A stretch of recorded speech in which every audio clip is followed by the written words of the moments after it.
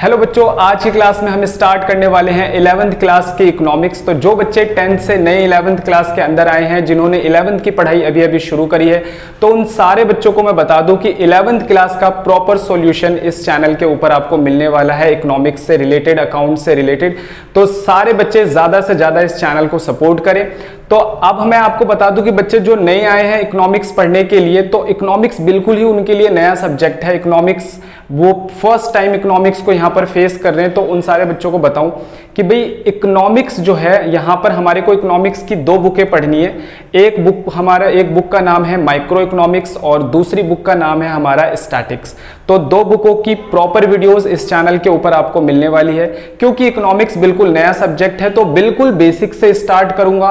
और आज मैं आपको माइक्रो इकोनॉमिक्स जो आपकी फर्स्ट बुक है उसका पहला चैप्टर और उसके इंट्रोडक्शन से बिल्कुल जीरो लेवल से स्टार्ट करने के लिए जा रहा हूं। तो आइए स्टार्ट करते हैं हम लोग micro economics.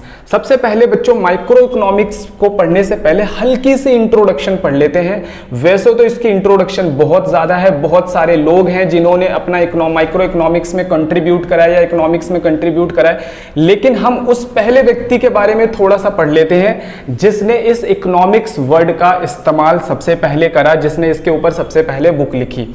Economics is more than 230 years old. कह रहे कि इकोनॉमिक्स सब्जेक्ट लगभग 230 वर्ष पुराना है, 230 ईयर्स पुराना है।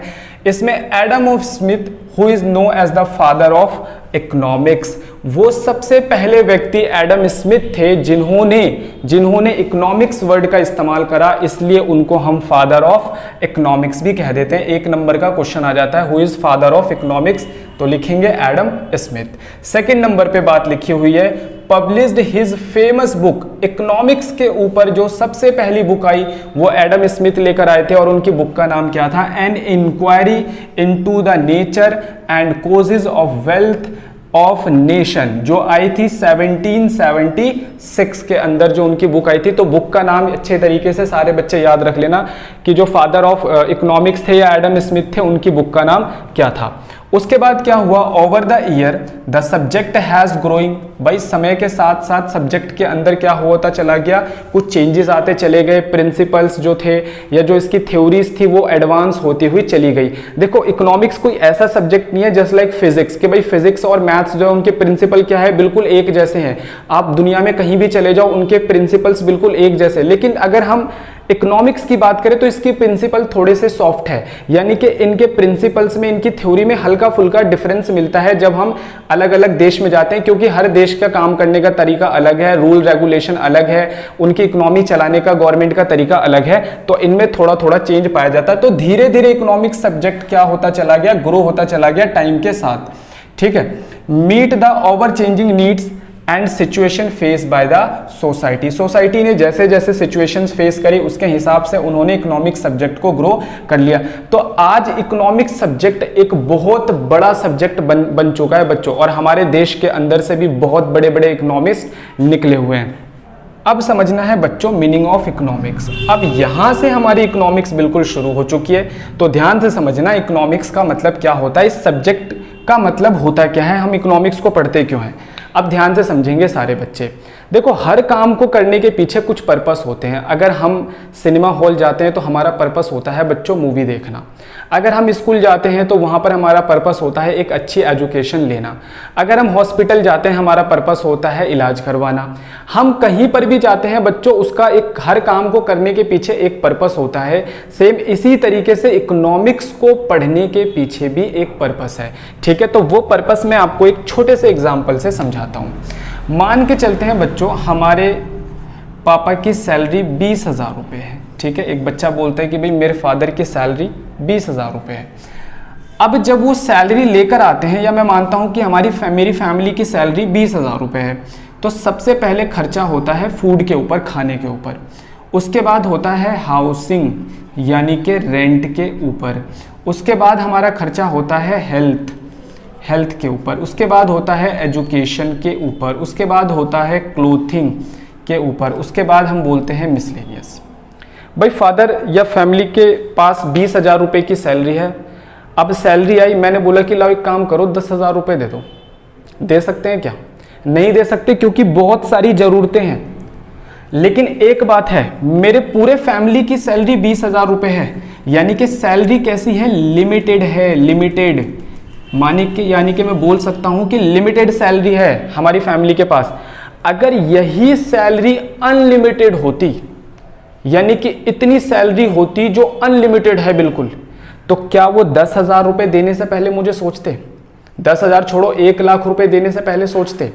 तो क्या पता चल रहा है कि बच्चों अगर सैलरी अनलिमिटेड होती तो खर्चा करने से पहले सोचना ही नहीं है, लेकिन क्योंकि सैलरी लिमिटेड है तो फूड के ऊपर कितना खर्चा होगा, हाउसिंग पे कितना खर्चा होगा, हेल्थ पे कितना खर्चा होगा, एजुकेशन पे, क्लोथिंग पे और मिसलेनियस पे कितना खर्चा होगा, ये सोचने की जरूरत है।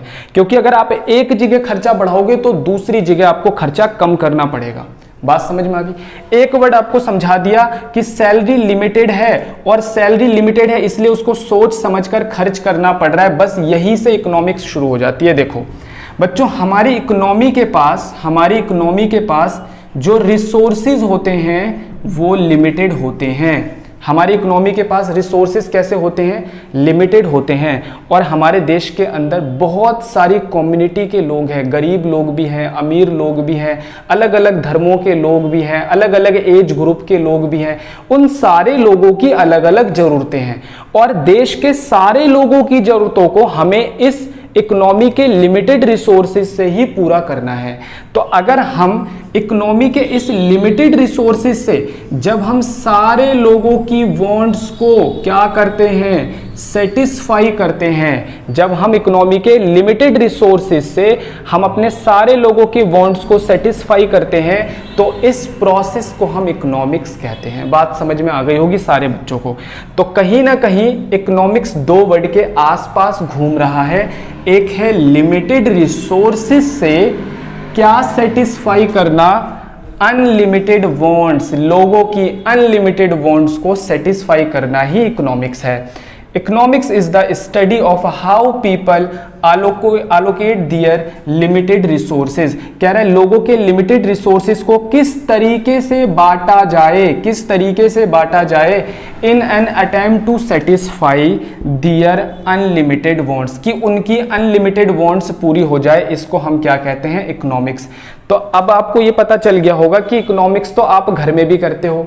आपकी जेब में 20 रुपए, तो आप सोचते हैं यार ये खरीद ले, ये खरीद ले, ये खरीदे, अगर हमने ये ज्यादा खरीदा तो ये कम खरीदना पड़ेगा।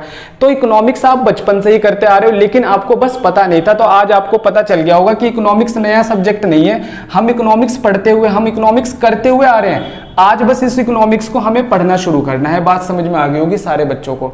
आइए हम स्टार्ट करते हैं कि इकोनॉमिक्स को हमने कितने पार्ट्स में डिवाइड करा है। इकोनॉमिक्स को दो पार्ट्स में डिवाइड करा है, माइक्रो इकोनॉमिक्स और मैक्रो इकोनॉमिक्स। सबसे पहले इनकी डेफिनेशन पे जाते हैं। It is the part of economics, कह रहे हैं ये इकोनॉमिक्स का एक पार्ट है which study the behaviour of individual units of economy. इसमें इंडिविजुअल चीजों की एनालिसिस की जाती है। जैसे मैं एक एग्जांपल लेके बताता हूं कि मेरी फैमिली की इनकम क्या है, एक इंडिविजुअल इनकम है। एक फर्म की इनकम क्या है, इंडिविजुअल इनकम है। एक कंपनी की इनकम क्या है, इंडिविजुअल इनकम है। लेकिन अगर दूसरी तरफ हम बात करें हमारे पूरे इंडिया की इनकम, यानी कि नेशनल इनकम, वो क्या है, एक बड़ा कंसेप्ट है, तो वो मैक्रो इकोनॉमिक्स के अंदर आ जाएगा।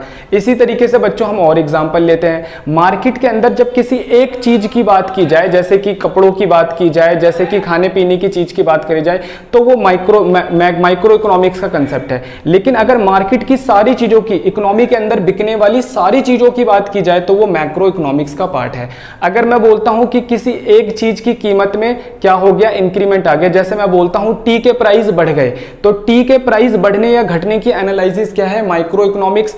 और मैं बोलता हूं हमारी इकोनॉमी के अंदर जितनी भी चीजें हैं सबके प्राइसेस लगभग 10% बढ़ गए, तो वो क्या है, मैक्रो इकोनॉमिक्स है।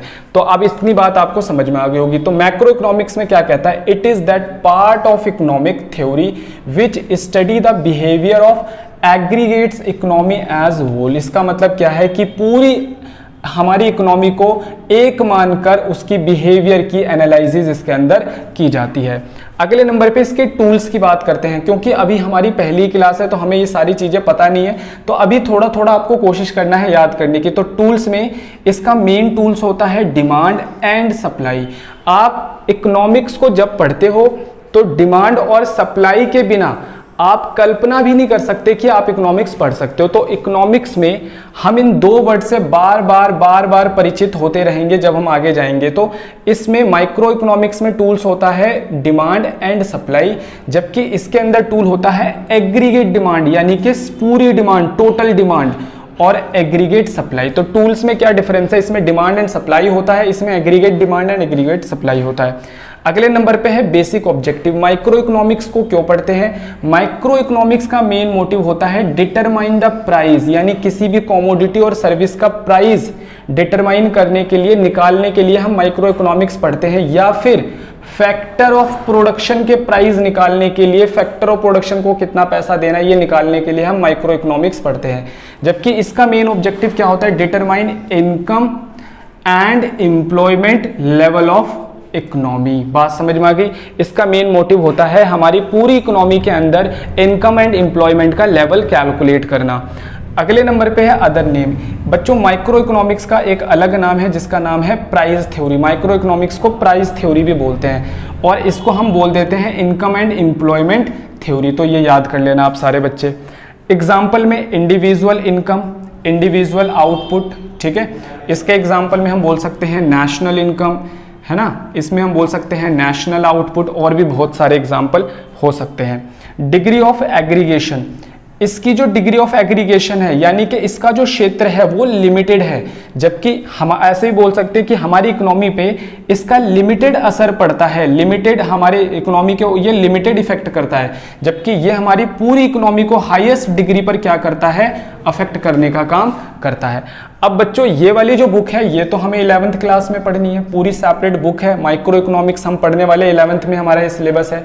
और ये वाली जो बुक है ये हम 12th क्लास के अंदर पढ़ने वाले हैं। तो बच्चों आज की क्लास के अंदर इकोनॉमिक्स की थोड़ी बहुत बातें बताई, कैसे इकोनॉमिक्स स्टार्ट हुआ, फादर ऑफ इकोनॉमिक्स कौन है, उसके बाद इकोनॉमिक्स की डेफिनेशन को विद एग्जाम्पल अच्छे से क्लियर करा, और उसके बाद हमने क्या करा, दोनों में माइक्रो इकोनॉमिक्स और मैक्रो इकोनॉमिक्स के अंदर डिफरेंस पढ़ा।